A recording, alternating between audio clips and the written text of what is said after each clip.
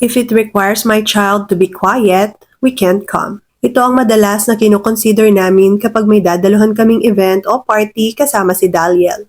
Hindi kasi napapatahimik ang anak namin. Walang tigil siya nagkukwento ng mga paborito niyang bagay o kaya ay kumakanta ng paulit-ulit, gumagalaw o pumapalakpak siya habang nakaupo. Madalas ay tatakpan din niya ang tenga niya kapag nasa mga okasyon kami na may malalakas na music at may iba't ibang ingay sa paligid, na para sa ating mga neurotypical ay tolerable naman pero masyadong malakas para sa kanya. Nakakatulong sa kanya ang mga steaming na ginagawa niya para ma-regulate siya at ang pagpapatigil sa mga ito ay maaaring mag-cause ng meltdown o kaya ay tantrum sa kanya. Kaya thankful kami sa mga tao na patuloy kaming iniimbitahan sa ganitong mga okasyon kahit alam nilang hindi kakayanin ng anak namin ang manatiling tahimik sa buong durasyon ng event.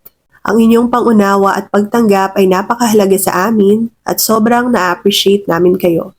Nawa ay dumami pa kayo na tanggap ang mga batang katulad ng anak namin.